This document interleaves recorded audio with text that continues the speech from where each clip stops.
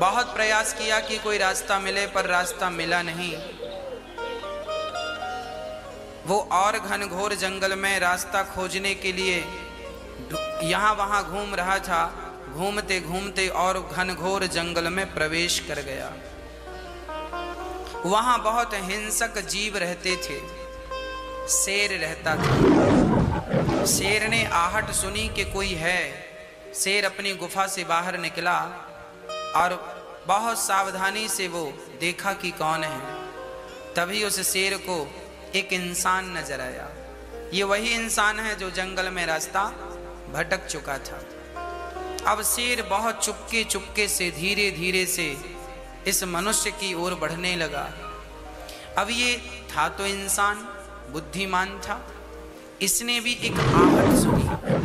पलट कर देखा तो शेर की गंध आ रही थी। समझ गया कि मेरे आसपास शेर है और वो मुझे मार डालेगा। तो ये आदमी, ये व्यक्ति अपनी जान बचाने को जोर से दौड़ लगाता, भागता। जैसे ये भागा, शेर को लगा कि ये समझ गया है, तो शेर भी दौड़ने लगा उसके पीछे। अब वो व्यक्ति आगे आगे भागे, शेर उसके पीछे पीछे। शेर बहुत करीब पहुंच गया। तभी ये व्यक्ति आगे भागता भागता जब जंगल से आगे गया तो आगे जाकर देखता है सारे रास्ते खत्म, एक गहरी खाई। यदि उस खाई में कूदता है तो मर जाएगा, और यदि खड़ा रहता है तो शेर मार डालेगा। तभी वहां वट वृक्ष की जटाएं, तो इसे लगा कि इस जटाओं को पकड़ लूंगा तो शेर से तो छुटकारा मिल जाएगा।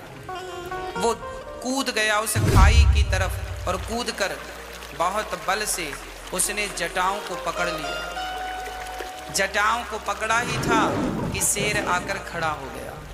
शेर खड़ा है सामने, पर शेर अब पहुंच नहीं सकता था वहां। यदि वो बाहर निकलता तो शेर खा जाता, हाथ छोड़ता तो खाई में गिर जाता। तभी उसने देखा कि जिस जटाओं को उसने पकड़ रखा था उसी के तरफ एक काला सा नाग आ रहा था। बट वृक्ष में नाग इत्यादि तो रहते ही, वो काला सा नाग उसकी ओर आ रहा था।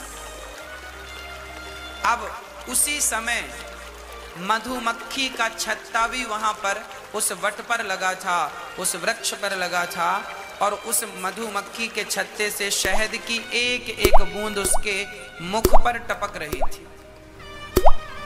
वो जैसे ही उसकी होंठों पर टपके तो वो अपनी जिह्वा से चाट ली। बार बार वो स्वाद में इतना मस्त, इतनी स्वादिष्ट शहद थी कि वो उस स्वाद में ऐसा गुम हो गया कि वो भूल गया कि मेरे तीनों तरफ से मौत खड़ी है। हाथ छोड़े तो मर जाए, बाहर निकले तो शेर खा जाए, और पकड़ा रहे तो सांप डस ले। तब तक सांप आया और सांप ने सचमुच उसे डस लिया और वो शहद में ही मस्त हो गया। बस मेरी माँ भक्तों, जैसे वो व्यक्ति की तीनों तरफ से मौत खड़ी है और फिर भी वो शहद की एक एक बूंद में सुख ढूंढ रहा है, यहाँ से सुख मिल रहा है, उसी में मस्त हो रहा है। यही मनुष्य की दुर्दशा का कारण है।